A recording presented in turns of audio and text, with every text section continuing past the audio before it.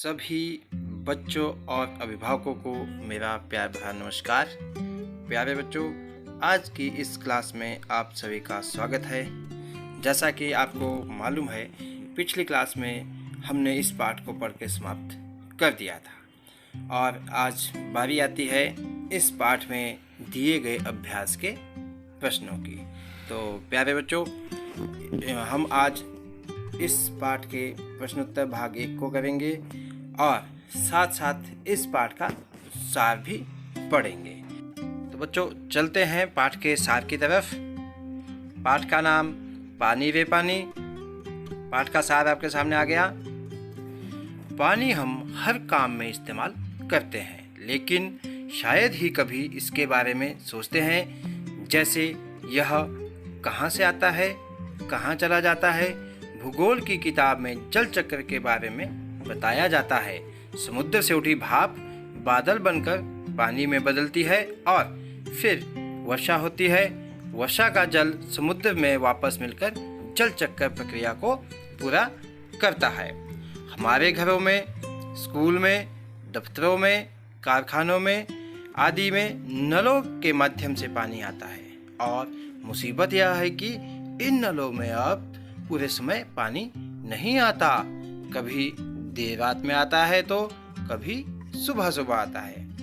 पानी की आवश्यकता तो सभी को है, अतः लोग नींद की परवाह किए बिना बाल्टियां, बर्तन, घड़े आदि लेकर नलों पर इकट्ठे हो जाते हैं। कभी कभी पानी को लेकर लोगों में आपस में तकरार और झगड़े भी हो जाते हैं। इन्हीं झगड़ों से बचने के लिए कई घरों में लोग नलों के पाइप में मोटर लगवा लेते हैं। इससे कई घरों का पानी खींचकर एक ही घर में आ जाता है और आसपास के घरों का हक छिन जाता है। पानी की दिक्कत से बचने के लिए अब ज्यादातर घर यही करने लगे हैं।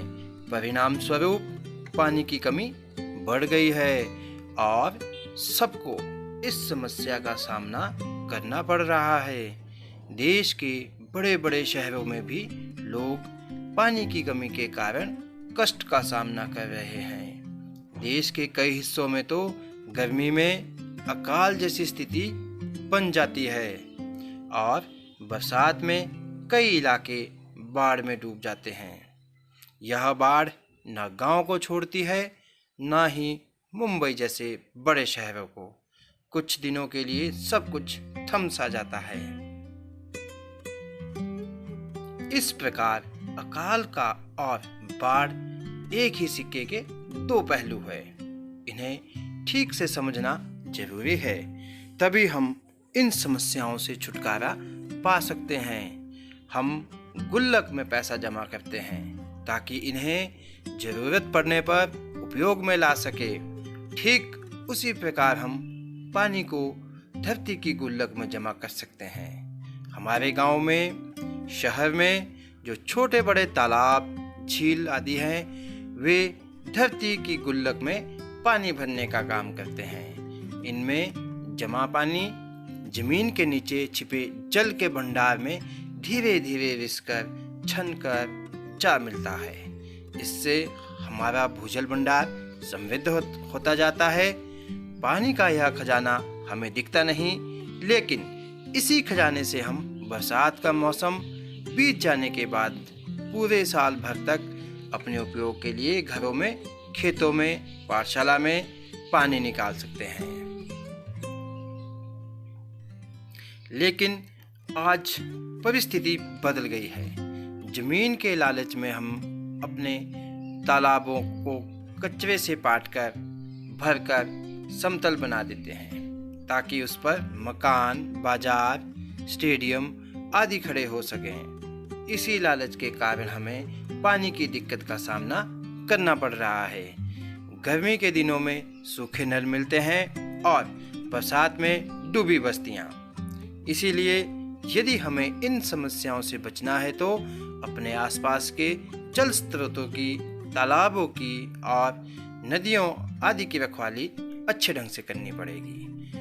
हमें जरूरत है जल चक्कर ठीक से समझने की, बरसात में उसे थामने की अपने भूजल भंडार को सुरक्षित रखने की और अपनी गुल्लक भरते रहने की, तभी हम पानी की कमी से उभर पाएंगे। तो प्यारे बच्चों, ये तो था हमारा पाठ का सार कि इस पाठ में हमने क्या क्या पढ़ा। अब हम चलते हैं इस पाठ पर आधारित प्रश्नों की तरफ। तुम्हारे आसपास, पहला प्रश्न आपके सामने आ गया। अपने आसपास के बड़ों से पूछकर पता लगाओ। क्या पता लगाओ? तो ये प्रश्न आ गया कि तुम्हारे घर में पानी कहाँ से आता है। तो बच्चों, इस प्रश्न का जवाब अपने घर में पूछकर लिख सकते हो कि आपके घर में जो है पानी कहाँ कहाँ से आता है। आपकी मदद के लिए मैं उत्तर बता देता हूँ। हमारे घर में पानी जल विभाग द्वारा की गई सप्लाई से आता है। तो कई बच्चों के घरों में बावड़ी से भी आता होगा और कई बच्चों के घर में हैंडपंप से भी आता होगा। तो आपके घर में जहाँ जहाँ से पानी आता है आप उसे इस प्रश्न का उत्तर लिख सकते हैं। चलते हैं अगले प्रश्न की ओर। तुम्हारे घर का मैला पानी बहकर कहाँ जाता है। बच्चों, मैला पानी होता है जो हम पानी को यूज़ कर लेते हैं, उसके बाद जो पानी बचता है वो खराब पानी हो जाता है। जैसे हम नहाते हैं तो पानी चला जाता है, बर्तन धोते हैं तो वो गंदा पानी कहाँ जाता है, उस पानी के बारे में यहाँ पे पूछा गया है। तो इसका उत्तर भी आप अपनी तरफ से लिख सकते हैं। आपके घरों का पानी जहाँ भी जाता है, इस प्रश्न का वो उत्तर बन जाएगा। आपकी मदद के लिए मैं उत्तर बताता हूँ। हमारे घर का मैला पानी नालियों के जरिए खेतों में जाता है। अगला प्रश्न आपके सामने आ गया, प्रश्न नंबर 3 का क भाग। तुम्हारे इलाके में धरती के अंदर का पानी कितने फीट या कितने हाथ नीचे है।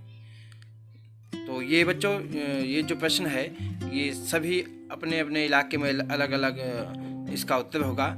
कई जगह कुछ फीट नीचे होगा, कई जगह कुछ फीट नीचे होगा। तो हम अपने इलाके की बात करेंगे। हमारे इलाके में धरती के अंदर का पानी 80 से 90 फीट नीचे है। इसका ख प्रश्न, आज से 15 वर्ष पहले यह पानी कितना नीचा था। नीचा का मतलब था कि यह पानी का जल स्तर जो बढ़ रहा है, तो उसमें पूछा गया कि अब पिछले 15 साल पहले यह लगभग कहाँ था। तो इसका उत्तर आ गया, आज से 15 वर्ष पहले यह 70 से 80 फीट नीचे था। चलते हैं अगले प्रश्न की ओर। अगला प्रश्न आधारित होगा अनुमान लगाओ। पाठ के आधार पर बताओ। जो हमने पाठ पढ़ा है उसके आधार के ऊपर जो यहाँ प्रश्न आपके सामने आ रहे हैं। पहला प्रश्न, अपने घर के नल के पाइप में मोटर लगवाना दूसरों का हक छीनने के बराबर है। लेखक ऐसा क्यों मानते हैं। तो इसका उत्तर आपके सामने आ गया। इसे लेखक दूसरों का हक छीनना इसलिए मानते हैं क्योंकि मोटर लगाने से उस घर में तो पानी आता है, लेकिन अन्य घरों में पानी की कमी हो जाती है। मोटर सभी घरों के पाइपों से पानी खींच कर लेती है, इससे अन्य घरों में पानी की सप्लाई नहीं पहुंच पाती है। अगला प्रश्न, बड़ी संख्या में इमारतें बनने से बाढ़ और अकाल का खतरा कैसे पैदा होता है। इसका उत्तर आपके सामने आ गया। बाढ़ और अकाल एक ही सिक्के के दो पहलू है। बड़ी बड़ी इमारतों का निर्माण वनों और वृक्षों को काटकर किया जा रहा है। बड़ी संख्या में इमारतें बनाने के लिए मनुष्य ने छोटे बड़े तालाब, झील आदि को भरना शुरू कर दिया तथा पेड़ों की अंधाधुंध कटाई से भी बाढ़, अकाल आदि का खतरा पैदा हो गया है। चलते हैं अगले प्रश्न की ओर। प्रश्न नंबर 3, धरती की गुल्लक किन किन साधनों से भरती है। तो बच्चों, हमने पाठ में बड़ी डिटेल से पढ़ा था अभी, तो आप उसका उत्तर पाठ को ध्यान से पढ़कर इसका उत्तर दे सकते हैं। आपकी मदद के लिए कुछ उत्तर लिखता हूँ। धरती की गुल्लक नदी, नालों, तालाबों, झीलों इत्यादि साधनों से भरती है। तो प्यारे बच्चों, अगला प्रश्न फिर आ गया, यदि हाँ तो। प्रश्न आ गया, क्या तुम्हारे इलाके में कभी बाढ़ आई है। यदि हाँ तो उसके बारे में लिखो। तो इसका उत्तर आ गया, हाँ, हमारे इलाके में बहुत पहले बाढ़ आई थी। जब मैं बहुत छोटा था, मेरे मम्मी पापा तथा दादा दादी ने मुझे बताया कि उस समय चारों ओर पानी ही पानी हो गया था। कई घरों में पानी घुस गया था और उनका सामान उस बाढ़ में बह गया था। लोग अपनी रोज की जरूरतों को भी पूरा करने नहीं कर पाते थे। इस बाढ़ में काफ़ी जान माल की हानि हुई। तो प्यारे बच्चों, इसी के साथ ही हमारी यह क्लास समाप्त होती है। वीडियो को ध्यान से देखने के लिए आप सभी का बहुत बहुत धन्यवाद।